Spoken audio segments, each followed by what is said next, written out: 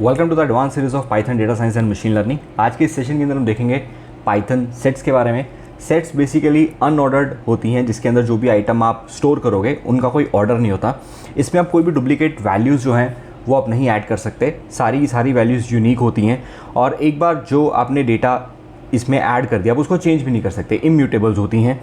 And इसको जब define किया जाता है इसके अंदर हम कर्ली ब्रैकेट यूज़ करते हैं, बट डिक्शनरी में भी हम कर्ली ब्रेसेस को यूज़ करते थे, बट उसमें क्या होता था, की वैल्यू पेयर के अंदर डेटा होता था। इसमें कोई भी डेटा की वैल्यू पेयर के अंदर नहीं आएगा और इसमें जो भी डेटा होगा अनऑर्डर्ड होगा और अनइंडेक्स होगा। आप उसको इंडेक्स वाइज एक्सेस नहीं कर सकते, कोई सीक्वेंस नहीं है, कोई भी चीज़ आगे आ सकती है, कोई भी चीज़ पीछे जा सकती है। सो कोई भी ऑर्डर और किसी भी इंडेक्स के थ्रू हम इसको एक्सेस नहीं कर सकते। अब यहाँ पे प्रैक्टिकल एग्जांपल देखते हैं। तो मैं एक एस नाम का वेरिएबल ले रहा हूँ जिसके अंदर मैंने ये एक ब्लैंक सेट डिफाइन कर दिया। इसमें कुछ मैं डेटा डिफाइन कर देता हूँ। जैसे मैंने यहाँ पे लिख दिया पाइथन, उसके बाद लिख दिया मैंने let's say data science and फिर मैंने यहाँ पे लिख दिया मशीन लर्निंग। अब इसमें क्या है कि डिक्शनरी में भी यही यूज़ करते थे, लेकिन उसमें क्या होता था, हमारे पास की वैल्यू पेयर के अंदर डेटा होता था। तो इसमें कोई भी की वैल्यू पेयर के अंदर डेटा नहीं है। हमने Python data science machine learning लिखा, जो आउटपुट आ रही है वो कैसे आ रही है, machine learning then Python then data science. तो रैंडम है, ये कोई ऑर्डर नहीं है इसका। अब इसमें आप मिक्स डेटा टाइप भी स्टोर कर सकते हो। जैसे कि मिक्स डेटा टाइप का मतलब है कि मैंने एक सेट लिया, इसके अंदर मैंने डिफ़ाइन कर दिया पाइथन, उसके बाद मैंने डिफ़ाइन कर दिया फ्लोट में कोई वैल्यू, उसके बाद मैंने अगेन डिफ़ाइन कर दी कोई इंटीजर वैल्यू, उसके बाद अगेन मैं इसके बीच में कोई टपल ले लेता हूँ 1 2 3, तो वो भी यहाँ पे मैं डिफ़ाइन कर सकता हूँ। अब अगर मैं एस को प्रिंट करूँगा तो यहाँ पे ये सारी चीज़ें प्रिंट कर देगा।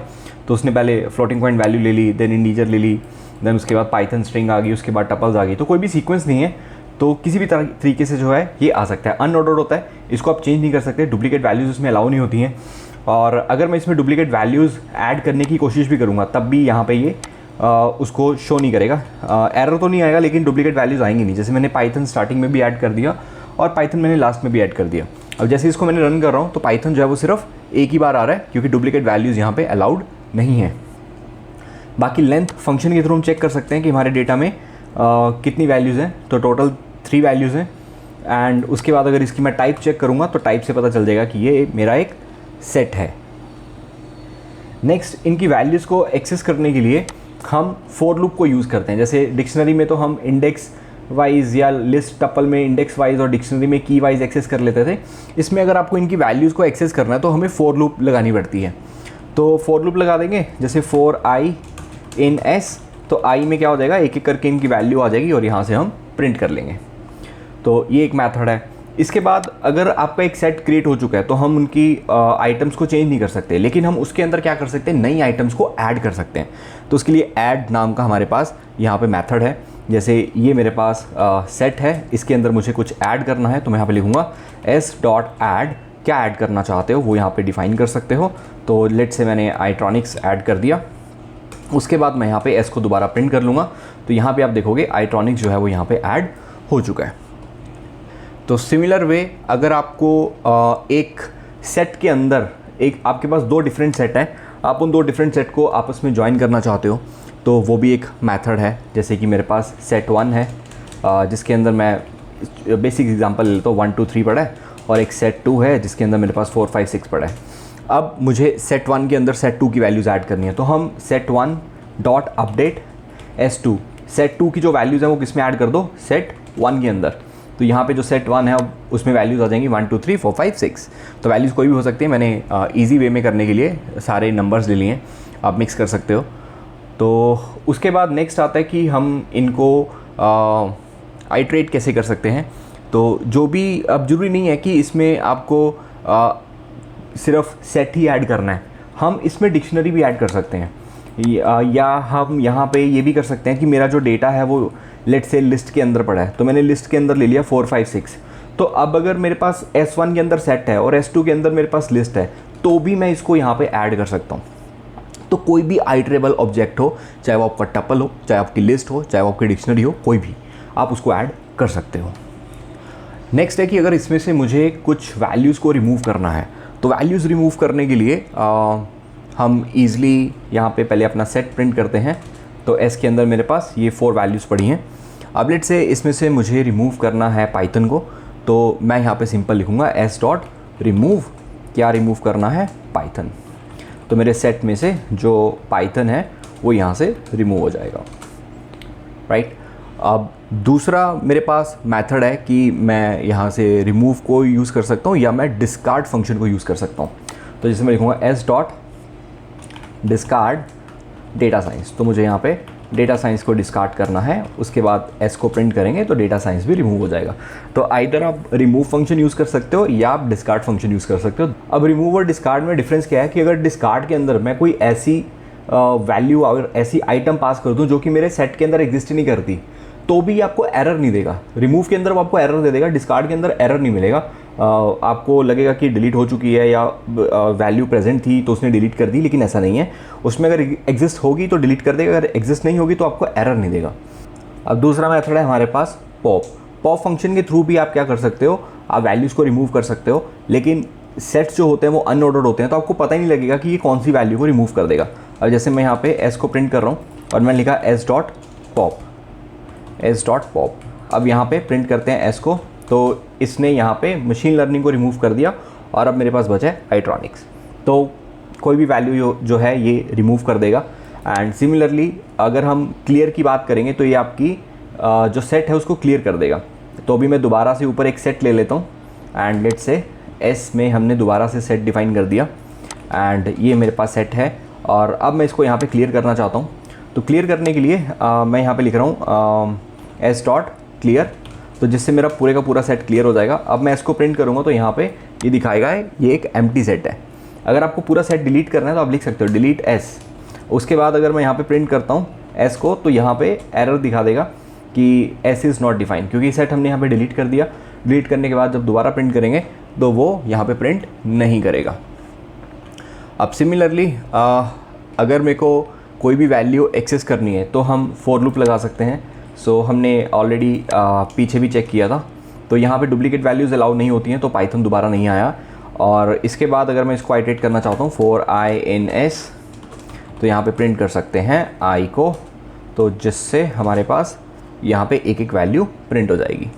सो नेक्स्ट आता है कि अगर मेरे को दो सेट्स को ज्वाइन करना हो, तो ज्वाइन करने के लिए हमने देखा था कि हम अपडेट फंक्शन को यूज़ कर सकते हैं, लेकिन यहाँ पे हमारे पास एक और फंक्शन भी है। तो अभी मैं यहाँ पे 1 2 3 ले रहा हूँ सेट 1 के अंदर। सेट 2 के अंदर मैंने यहाँ पे डिफाइन कर दिया 4 5 एंड 6। तो अब यहाँ पे क्या करेंगे, सेट 3 लेते हैं। Set 3 equal to set 1 dot union set 2। जैसे यूनियन और इंटरसेक्ट आपने पढ़ा होगा मैथमेटिक्स में, तो ऐसी यूनियन जो होती है वो दोनों को कंबाइन कर देती है। इंटरसेक्ट जो होती है उसमें से जो कॉमन पार्ट है सिर्फ आपको वही निकाल के देगी। तो अभी हम क्या कर रहे हैं, यूनियन कर रहे हैं सेट 1 यूनियन सेट 2, और जो भी इसका रिजल्ट है वो हमने किस में ऐड कर लिया, सेट 3 के अंदर।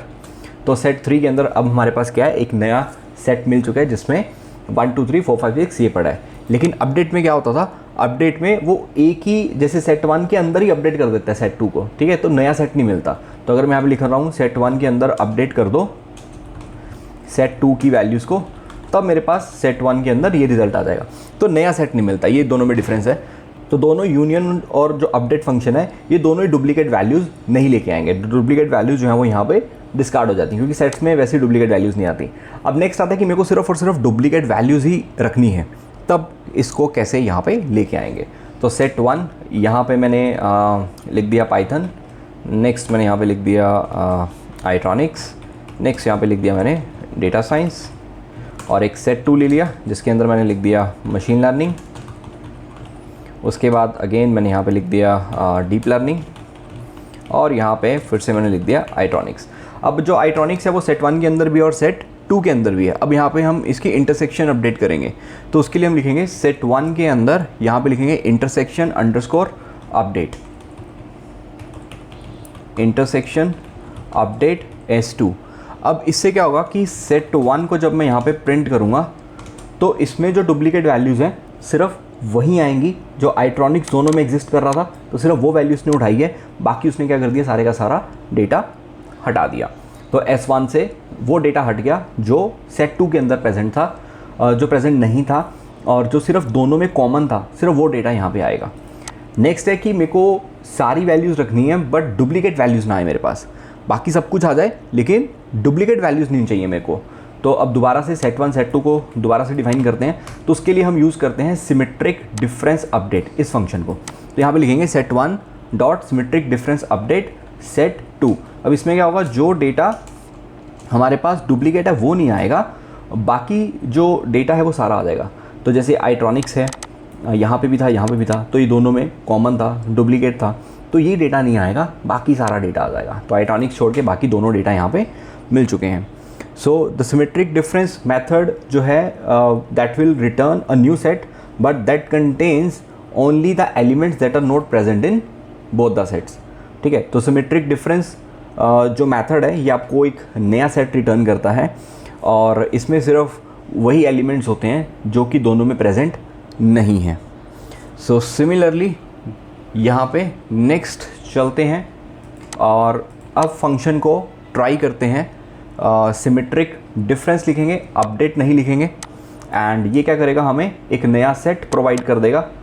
तो यहाँ पे हम लिख देंगे set 3 is equals to this, and यहाँ पे सेट 3 को प्रिंट कर देंगे और set 1 dot symmetric difference update नहीं आएगा, ओनली डिफरेंस तक आएगा, तो ये हटा देंगे एंड S2 के साथ। तो इसमें भी क्या आ रहा है, जो आईट्रॉनिक्स है वो यहाँ पे नहीं आ रहा।